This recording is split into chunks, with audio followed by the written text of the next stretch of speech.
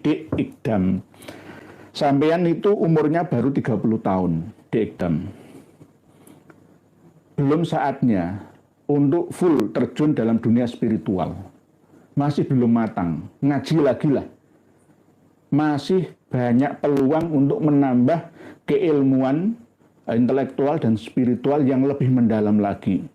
Dari kiai-kiai pribumi min duryati auliautis ahwali songo. Tinggalkan rotib al-haddad. Tinggalkan simtud duror. Tinggalkan bertawasul kepada al-faqihil muqaddam Muhammad bin Ali Ba'alawi.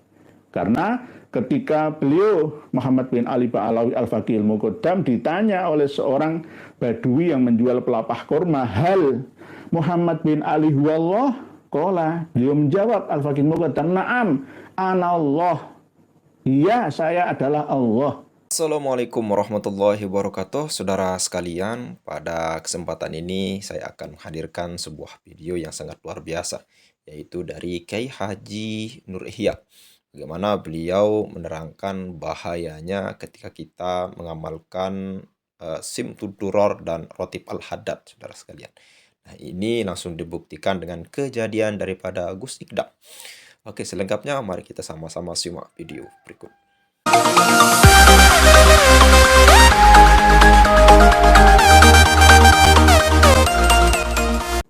Panggung yang roboh ya. Apakah saya ikut mengait-ngaitkan ini dengan khurafat? Ya enggak. Saya tidak mengait-ngaitkan ini dengan khurafat, tetapi berdasarkan fakta memang mukodimahnya ada seorang ustadz atau kiai lokal di sana ya muhibbin atau mungkin jamaahnya Sabilut Taubatin atau Sabilut Taubah Blitar yang membuka dengan wasilah nama-nama ini. Ada Habib Abdullah bin Alwi Al-Haddad, ya. Ada Muhammad bin Ali Ba'alawi, ada Imam Ahmad Al-Muhajir, ada Imam Ubaidillah. Ini bagaimana? Ya, inilah cengkeraman mereka Habib Ba'alawi itu sedemikian kuatnya. Siapa yang dicengkeram? Nahdlatul Ulama. Kultur Nahdlatul Ulama. Kemarin malam juga saya keliling di daerah Pasuruan. Ya begitu. Pokoknya satu paket antara simtud duror dengan rotib al-haddad itu mesti, gitu loh. Mesti. Oleh sebab itu pengumuman para kiai, para ustadz, para guru ngaji, tinggalkan itu semua. Alasannya apa? Al-Faqihil Muqaddam itu pernah mengaku sebagai Allah, bukan Tuhan, bukan ilah, bukan sayyid, bukan anak al-haq seperti Syekh Siti Jenar. Misalkan seperti Al-Halaj, enggak, tapi anallah gitu loh. Lanjenengan kok malah mendukung bertawasul kepada Muhammad bin Ali Ba'alawi Al-Faqihil Muqaddam ini, itu bagaimana? Belajar dululah. Pelajari sirah, ya, biografi, manakibnya Muhammad bin Ali Al-Faqihil Muqaddam itu siapa gitu loh.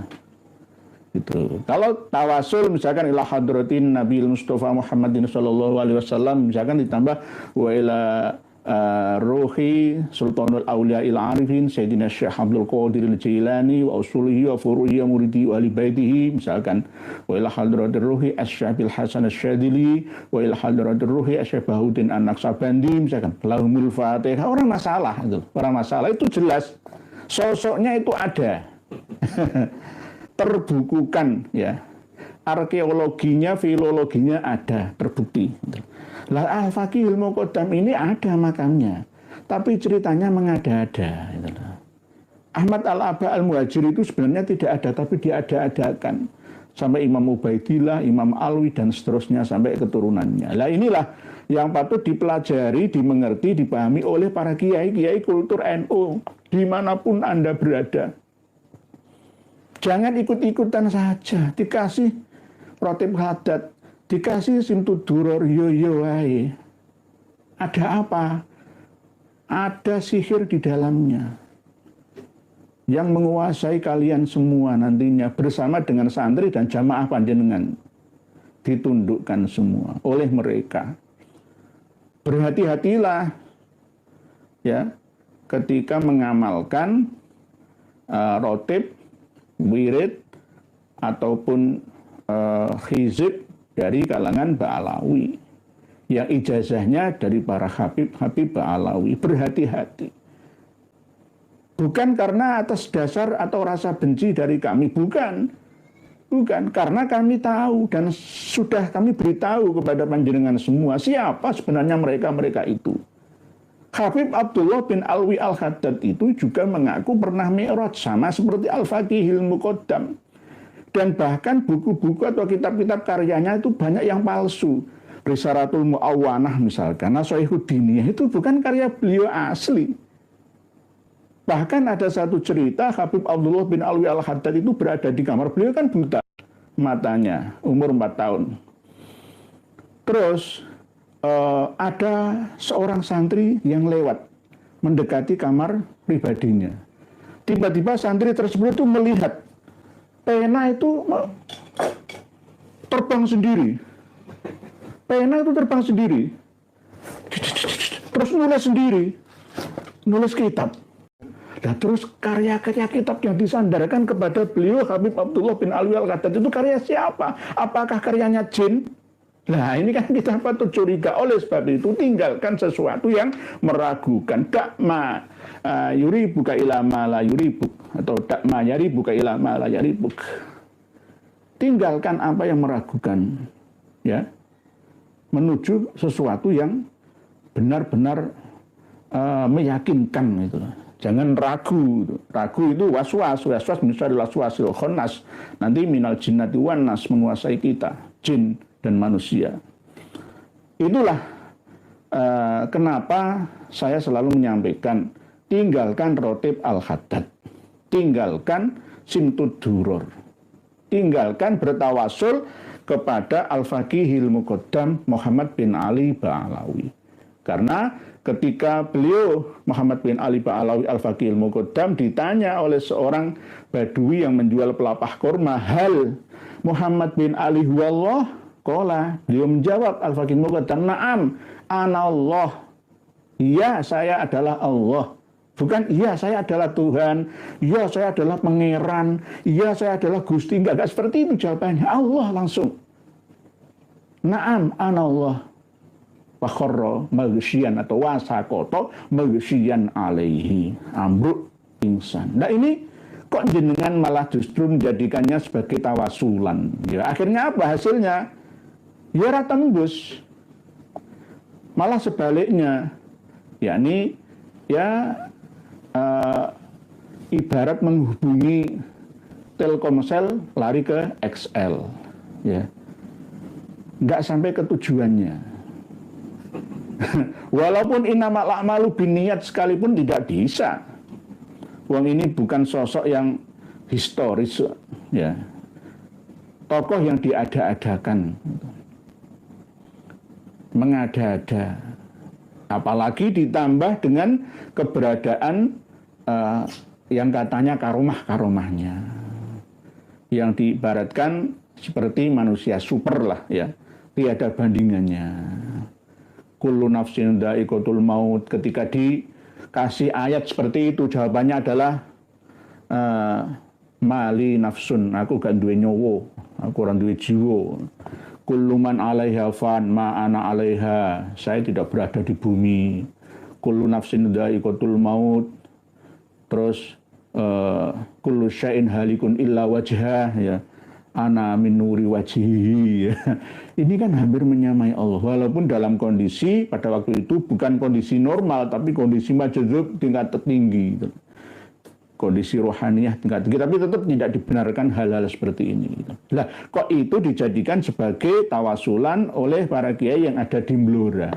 Blora itu yang masih fanatik adalah Kanzus Sholawat Blora. Lah, apa hubungannya Blora Kanzus Sholawat dengan Jamaah ST?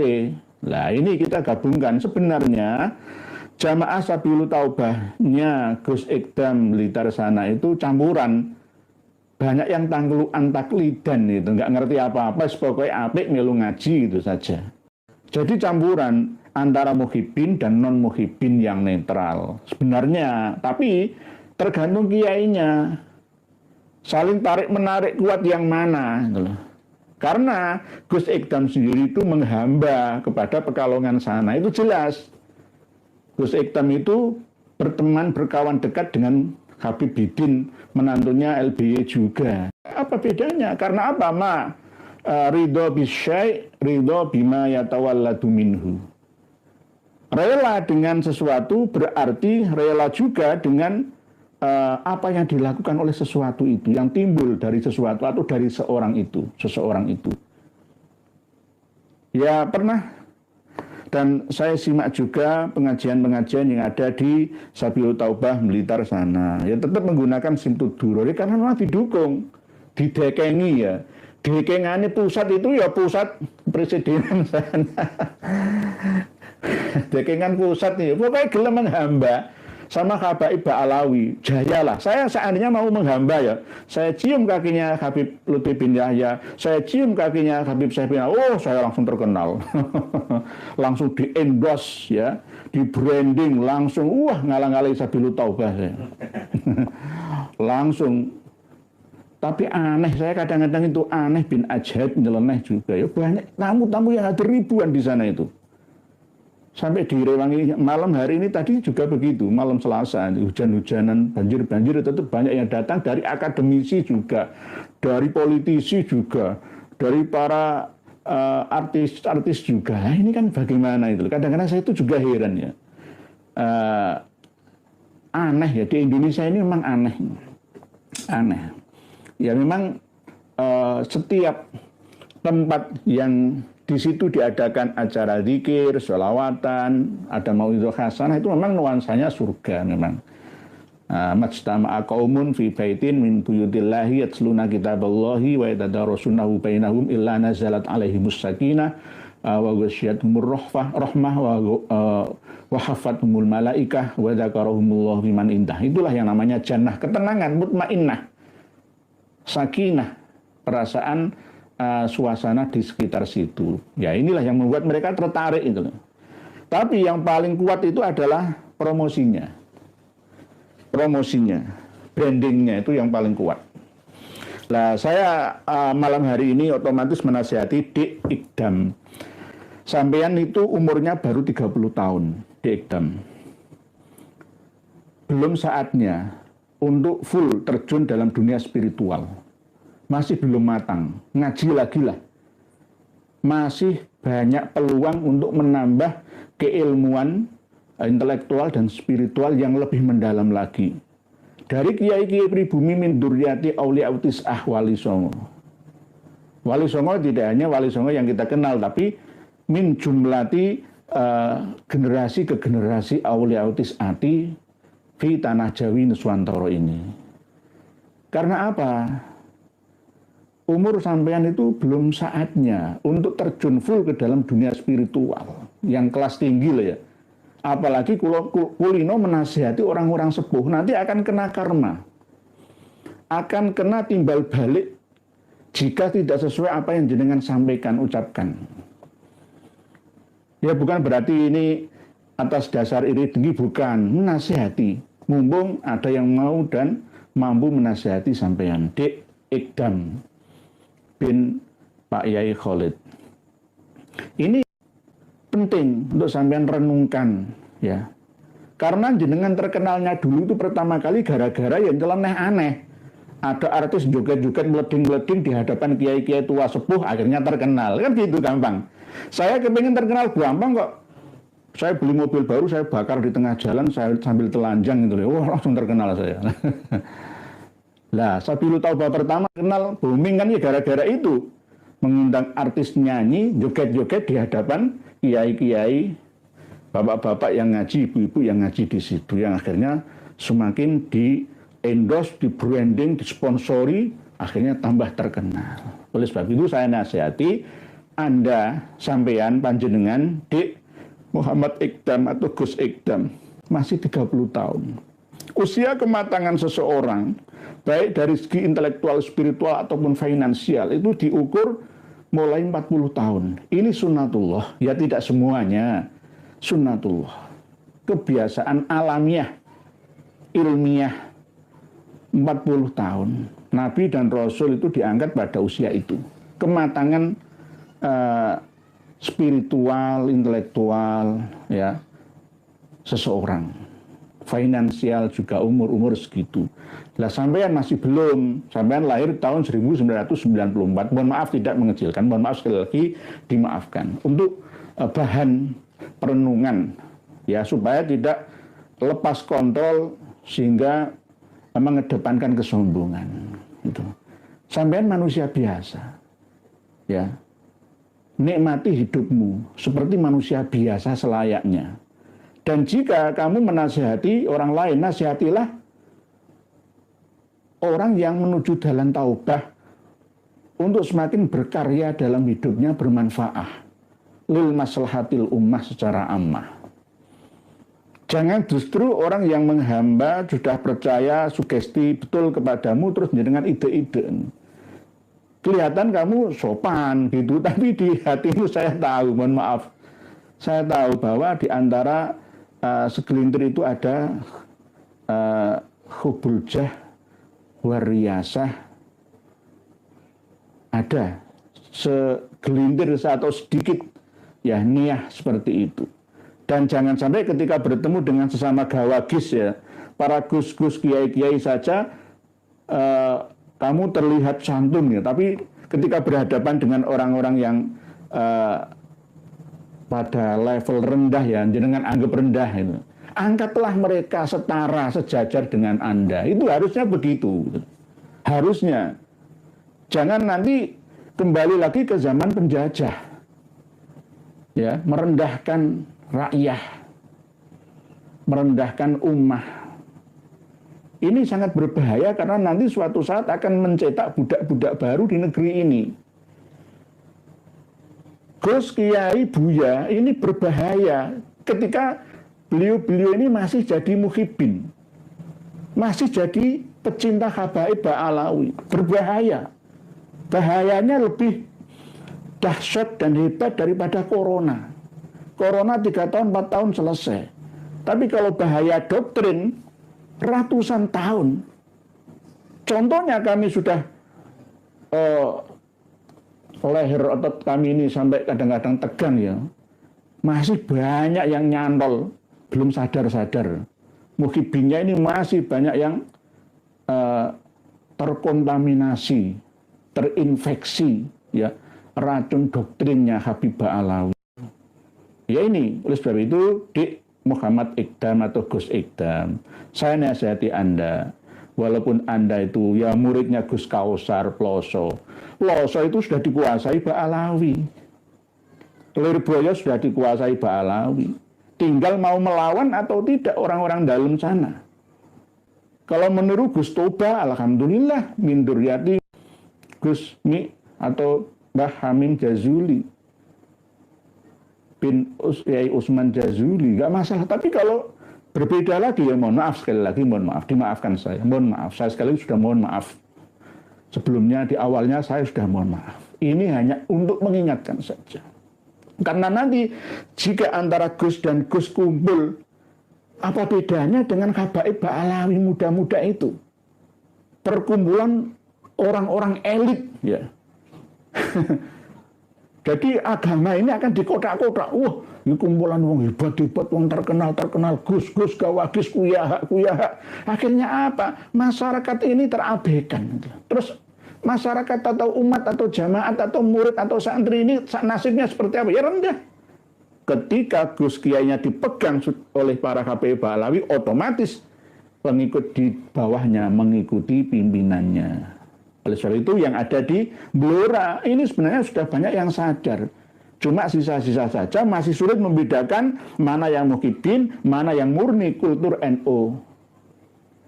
Kiai guru ngaji, wis pokoknya wong salawatan apik lah ya. Ya nggak masalah sih sebenarnya. Cuma yang akhirnya gara-gara buktinya tawasul itu tadi. Tawasul itu tadi. Nah ya, tawasul kepada itu kan acara apa ya? Kirim doa yang babat desa kan ya. Ya seharusnya dikirimi ya Wali Songo. Lalu menurun sampai man fataha hadhil qaryah di Sopo, Jatirejo, misalkan Sopo Mbah Sopo, kan begitu. Lalu leluhur desa situ yang berjasa babat alas, ya, memberi nama desa tersebut. Bukan ya itu, tapi jangan lupa Wali Songo Aulia Utis Afil Jowo Nuswantoro. Itu yang paling penting, kualat dengan Wali Songo. Ini era kebangkitan Wali Songo kok mau ditinggalkan begitu saja, diremehkan, malah berkiblat ke wali-wali yang tidak asli dari Hadromi sana. Itu bagaimana? Jadi tawasul kepada Ubaidillah dan Fakih Muqaddam, akhirnya jamaahnya dikabulkan, ambruk. Ya, ambruk, ya saya tidak nyukurno, nanti dikira hati saya ini tidak baik, murni, suci, enggak. Cuma ya saya sesalkan itu. Semoga saja tidak ambruk, harusnya itu sudah dikuatkan, wong musim hujan itu kan harus diantisipasi lah ya. Mosok ya panggung yang begitu kuatnya kok iso ambruk, kayu itu enggak apa, itu besi loh ya. Kayak iso ambruk itu loh ya. Nampung air ya nggak mungkin lah, semua kan sudah diantisipasi lah. Ya inilah peringatan, nggak ada angin, hanya hujan, ya hujannya nggak terlalu deras. Kok bisa ambruk seperti itu? Nah ini peringatan ringan ya. Dari guru saya menyampaikan ke saya bahwa itu peringatan ringan dulu. Ada yang di panggung mati langsung seorang kiai ketika membenci perjuangan pembela wali. Akhirnya dicabut nyawanya. Ada yang muhibin kelas akut dari Pasuruan, Kejayan datang ke Solo, meninggal dunia di sana. Ada yang benar-benar membela Ba'alawi sampai mati, betul sampai mati juga. Lah, ini sebagai bukti peringatan dini agar kita berhati-hati. Dengan bela Ba'alawi itu siapa mereka sebenarnya ini, gitu loh. Tak cari tahu biografinya, sejarah manakibnya. Lawang Wasilah menyebut namanya kok nggak tahu sosoknya itu bagaimana. Jadi oleh sebab itu tanggalkan Rotib Al-Haddad, Wirdus Sakron, hizib karya-karya Ba'alawi. Simtud Duror itu juga tinggalkan saja, ganti ke berzanji. Berzanjenan dibaan Syarofil Anaman Nadoman Azaban, cukup itu ya. Jadi penting bagi semua warga NU. Nah, intinya tawasul kepada Imam Ahmad Al-Muhajir, Ubaidillah, Alwi, Al-Fakih Muqaddam dan seterusnya itu tinggalkan saja. Tinggalkan saja. Karena jelas mereka itu adalah kelompok pendusta yang berbohong tapi mengarang kitab yang sebegitu banyaknya, merubah-rubah sejarah sejak dari tanah leluhurnya. Padahal di Hadramaut di Yaman sana itu juga ditolak, diakui bukan orang asli sana. Lalu membuat satu catatan-catatan internal mereka yang paling kuat mendominasi itu di sini di Indonesia. Karena orang Indonesia ini banyak yang lugu-lugu, polos, lucu-lucu. Hampir sama seperti ketika belum mampunya orang Indonesia untuk menerima perbedaan. Apalagi semisal judi misalkan ya. Judi Marsik misalkan, Malaysia misalkan, Singapura misalkan. Dulu pernah tahun 80-an ada SDSB. Sebenarnya kalau disikapi dengan arif dan bijaksana, adu nasib itu sebenarnya ya dosa, ya, tapi dosanya tidak lebih dalam lagi. Tapi di sini akhirnya malah justru memuja-muja tempat-tempat keramat, ngeramesi, mimpi, ada orang tabrakan diramesi, ada tafsir 1001 mimpi itu. Mimpi judi itu loh, nomor Marsik Malaysia, Singapura. Ya, kalau di sana itu ya nggak ada, ya murni di Texas ya, di Hong Kong ya, di Kowloon ya, itu ya orang adu nasib biasa. Tapi kalau orang Indonesia kan penerimanya beda, langsung dukun laris di mana-mana. Ya, batu-batu besar, pohon-pohon besar itu mengalami pemujaan besar-besaran di Indonesia. Ya itulah. Sama seperti Ba'alawi ini. Ba'alawi ini tidak laku di negara selain Indonesia. Di Malaysia saja sudah banyak yang menolaknya kok, nggak laku. Di Indonesia, di Jawa ini khususnya, sama Kalimantan untuk yang nemen. Kalimantan sama Jawa itu nemen. Ya. Mudah dibodohi, mudah ditipui gitu, oleh mereka. Nah, inilah kewajiban para ulama untuk menyampaikan kepada seluruh umat Indonesia, umat manusia, atau khususnya umat Islam Indonesia. Mungkin demikian yang dapat kami sampaikan.